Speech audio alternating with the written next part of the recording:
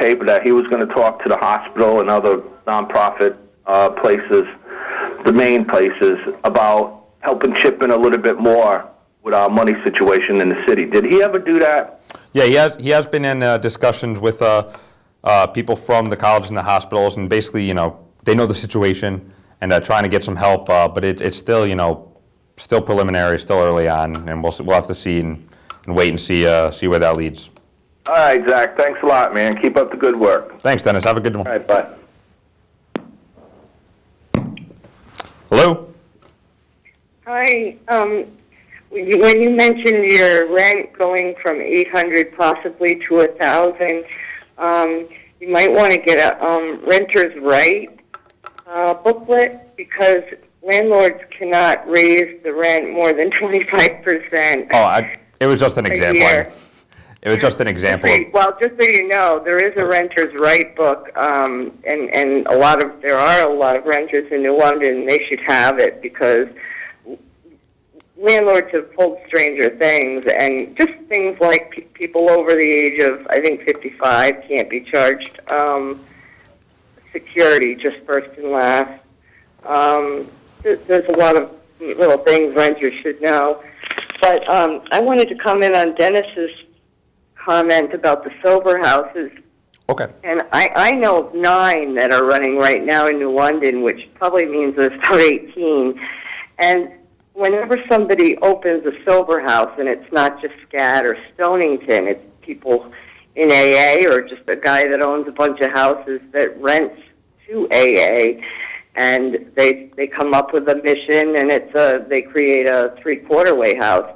But they're supposed to go through planning and zoning to get okayed, and that's the problem. We have a lot of sober houses that are running right now, and the landlord charges $140 a week, and he packs 5 or 6 people in a house, and they don't go through planning and zoning, and it can bring down what residents fear is, it's bringing down property values. There was a heck of a fight off of West Street when one wanted to open up, and I do believe they were successful. They talked to their neighbors, but there's a lot of sober houses running that have not gone through the proper channels, and I just wanted Dennis to understand that. No, thank you very much for. It's a fire hazard, because a lot of times the landlords don't even show up there. Somebody gets the rent to them. So. No, thank you very much for chipping in with that information. Also about the renters' rights. Yeah, you can go online and read it or download the PDF. But there's a lot of things, renters and landlords. There's a booklet on landlords' rights. So, and also New London police will do a free background check. I mean, they won't tell you what the person did. They'll just say yay or nay as far as criminal. I mean, landlords can have that done for free, and I don't think they realize it. And that, to me, is more important than a credit check. Yeah, I mean, I know I've had to pay for a background check for $25 or something like that for one of my apartments when I was in college. So, Zach, don't ever pay that application fee. That's a scam. Don't ever do it. All right. Well, thank you very much. Now I know. Thank you. Thank you very much. Yeah. Bye-bye. Bye. Hello. Hello, Zach. Hi. How are you? Russ. Good. It's good to see you. You're doing a good job on there tonight. Oh, thank you very much. On the fact of 501c3s, if somebody opens a house, they could push the city and keep it tax exempt if they have a 501c3, or they can be a good neighbor and pay the taxes. And most people pay the taxes. A lot of times, like the house that they were just talking about, they are within zoning rights. Okay, there's a formula on how to put people in a house that's legal, and nobody can do a thing about it. It's the rights of those people. So you got to be careful. When you're dealing with that. Oh yeah, I mean, thank you very much for that information. Because obviously, if there are sober houses that need to go through planning and zoning and haven't, that's obviously something that we'd like to know about. But there is also the reality that, there are people that are illegally doing this, and like this caller in just said, and which, by the way, thank you very much for calling in and giving your opinion on this. But we also have to balance that out with the reality that we have these needs in this city. Yeah, well, we've got a lot of problems, and you're going to talk about a bill. I think anybody who's doing rehab in the city, it's costing the city a lot.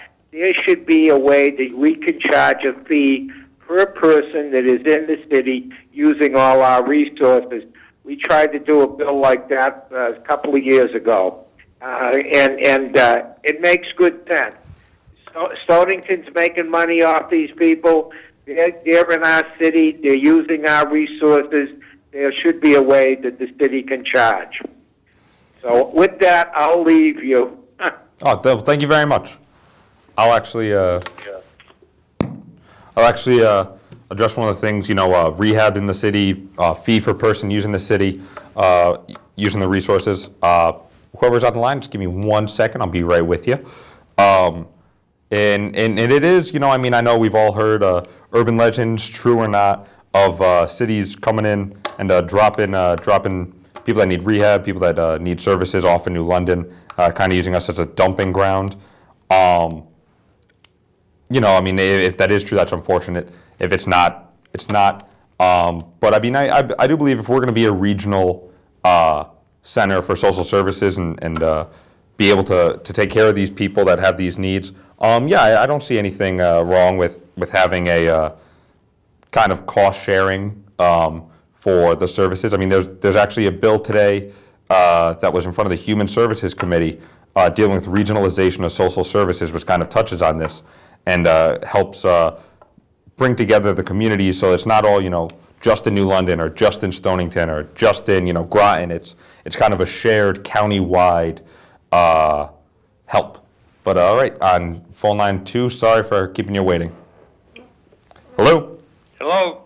Hello? Sir? Hello? Hi, how are you? My question is, what's going on with the dog pound? Are we expecting to get something done there, or we're going to have a big meeting that takes about a year to figure out, to do some small repairs there to get that thing operated again? The dog pound, we are looking into funds to repair it, but we're also looking into regional options to kind of use a regionalization of dogs in the dog pound to kind of better deal with this issue, help save everybody a little bit of money. We have the opportunity to maybe use FEMA funds to repair it because I know some of the damage was from Hurricane Sandy. But a lot of that is still in the preliminary stages. So they'll take months. We're trying to move it along as quickly as we can. I know dogs and pets hit close to home for a lot of people. So that is Costing us enough money to transfer the dog to other places we got to pay. Sorry, what was that? It's costing us enough money for a dog animal control officer to pick them up and take them to another town and stuff. We're paying for all that. We come up with like 20 grand. I've been up there to fix that place like nothing. It'd be perfect. If everybody in the city gave $1, that thing would be fixed in 24 hours. This isn't that bad. It ain't a disaster. Yeah, no, we're trying to caved in, and the cages are bent. That's quick. I know, it's just the issue, again, falls down to finances. We're trying to use reimbursement funds from the storm, but in reality, $20,000 in a deficit right now is money that, we have to look hard at. And we have to really, squeeze every penny and squeeze every nickel. Well, if I gave you the $20,000, can you get it done? If you got $20,000, I don't see any problem with that. Thank you very much for calling in. It is on our radar. We are working on that very quickly. I know it's been on for months. I listened to the council meetings, been on there for one, and before you know it, it's going to be, summer's going to be here, and that's a quickie job. Yeah, I know, but it is, you know, we gotta look at how we're allocating our money. We gotta look at possible regional options. Well, this got to be a little priority, you know? No, yeah, we the second that it happened, we immediately started talking to county partners and the municipal partners to try to develop a solution, just in case we weren't able to have the funds to repair it, and the FEMA funds take a little bit sometimes. So, you know, we are looking at all the I options. will bet you call up for volunteers out there. You'd be surprised. If somehow, Guys in the construction field, they can fix their roof in one day. if I go to bed at 10 o'clock at night and then I wake up at 6 a.m. and the roof's fixed and I don't know how it happened, I have no problem with that. That can happen. Hey, if it happens, it happens. I'd be all right with it. I think I think we got to push a little harder. But I say by the end of February, that they should be all ready to go. We are working quickly, and we'll try to do a little faster for you. All right? Yeah, a little faster. A little bit. All right. Well, thank you very much, sir. You're welcome. All right. All right. There's actually a bill about that. The one right here, 85, Senate Bill 85. It's an act authorizing the regionalization of dog pounds and animal shelters. Pretty much exactly what I was just talking about, that municipalities, regardless of size, you know, New London, we're smaller than I think Groton population-wise and size-wise. We could partner with them, or East Lyme or Old Lyme, or New Haven can partner with my hometown of East Haven and regionalize. You know, so that is out there. I mean, the state's obviously looking at it. We're looking at it. I know a lot of municipalities are trying to help reduce costs, and looks like regionalization is a kind of a reality of the future, and one of the things that will be good coming down the pike. Back to, I think before we got a flurry of calls, I was talking about a bill from a Republican representative in Shelton, Stratford area, Representative Lawrence Miller. It is a act establishing a task force to develop and expand the port of New London. This is obviously something that we're looking forward to. I've already talked to the representative. He apologized for not being from the area, but still believed in New London, and believed that we had a lot to offer to these cruise ships. I know we had cruise ships a few years back, big ones. I think we had a couple small ones that came, and now they're not here anymore. And we're actually the only pier in the state, I believe, that has a pier that can handle a large-scale cruise ship. And I believe we can even handle our small cruise ships down at the Fort Trumbull Pier. This is obviously a big bill, bring people to the city that aren't from here. With the upcoming announcement of the National Coast Guard Museum, obviously that'll be a big draw. We can get a person, coming in from the cruise ship from Maine. They come down, they get off. They can go drive around the city. They see a museum, they see restaurants, they see people bustling in, and it'd be a really positive thing. And I think that this bill actually takes a very good approach because it's a task force. It's not a mandate to develop and expand the port. It gives us time to really examine the issues that went right the first time, the issues that went wrong, and be able to hear from all the interested parties, from around the region, the Connecticut Maritime Association, here in our own city, the maritime experts, and really help develop a top-of-the-line port and a top-of-the-line destination for these cruise ships that can come in a few years. And I think that this is just a win-win, and there's no way around that. What else do we got? We got a great bill introduced today from Representative McAllister. Used to represent the 3rd District down on the south side. Representative Wright, who is now the current representative for the south side. And we're very happy to have her. She's a great representative. If you haven't met her, if you haven't talked to her yet, and you live on that side and you're represented by her, please reach out to her, give her a call. She'll sit down with you, she'll talk to you. She has a lot to offer, and I think she's going to serve our city very, very well, and we're very lucky to have her. And the other person on this bill is Senator Andy Maynard, another great senator, cares about New London, even though he doesn't represent New London, which is always great to have happen. And it's a act concerning a state grant in lieu of taxes for the Naval Submarine Base and Submarine Base New London. And it would basically give us money for Sub Base New London, pretty much as simple as that.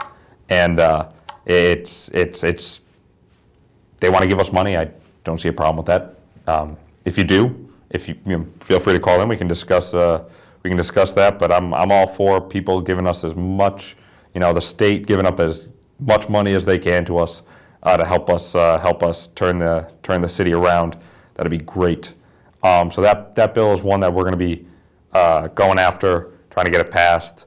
I look forward to working with Representative Wright, Representative McCousher, and Senator Maynard. He was a good guy. I've already met with him about some transportation issues, in particular Shoreline East. Because once again, it comes down to we want more trains, we want more people coming into the city, and it is really a cart before the horse kind of thing.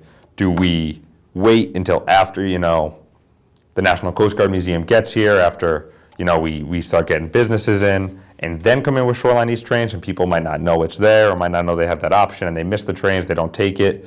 Or do we start building a base now, getting state and regional residents to come into the city using that? That would just be great. Also talk about Central Corridor, getting a line from New London all the way through, I believe, up to Vermont, which would be great because who doesn't like Vermont? It's a great state. And if they want to come down here, I'm sure they would fall in love with New London just the same. Last bill I guess I'll talk about, House Bill 5819, an act concerning the Harbor Master program. This bill, I know we have a harbor master right now. I believe he's actually appointed by the state. This bill would allow municipalities to control who their harbor master is. Give us more control over our waterfront, which is one of our greatest assets, to basically be able to have a bigger role with the Port Authority and all the different parties, help out, give a direction for the waterfront, which would be great because, we have a beautiful port, we have a beautiful pier, we have a beautiful Thames River, and it's one of those things that if we can get some leadership, bringing boats in, bringing people in, that's just win-win, 100%. Other bills I guess I can talk about, or I can talk about state stuff or city stuff if you want to call in. I guess to beat the day paper tomorrow, Mayor Finizio announced the gun buyback initiative. Before anyone calls in about with this question, no city funds at all whatsoever will be used. It's going to be all private donations. We're going to be working with New England County Bar Association. One of their representatives came up, spoke today at the press conference. They're going to try to raise $25,000 or above, which would be great. That's money that beat out, Bridgeport. I think that beat Bridgeport's entire total, and if we can get that from one association, well, then that's great. And we're also going to be working with the Greater New London Clergy Association to raise money. I know we've had interest from Bacchus Hospital to help donate money and to help get guns off the street. And I think that this is it's a positive, it's responsible, and it's a common sense way to approach a very touchy subject. In particular with the Second Amendment and guns. And I know in Bridgeport, I believe, or one of the cities that's done this, they've gotten 500 guns off the street already. That's huge. That's a big number, and I think that would be a big win for the city if we can get even half that amount off the street. So there's that. Oh, one of the bills by Representative Hewitt that he introduced, 5076, an act concerning intimidation on account of homelessness. It protects a vulnerable population that we have in the city. I know, let's grab that real quick.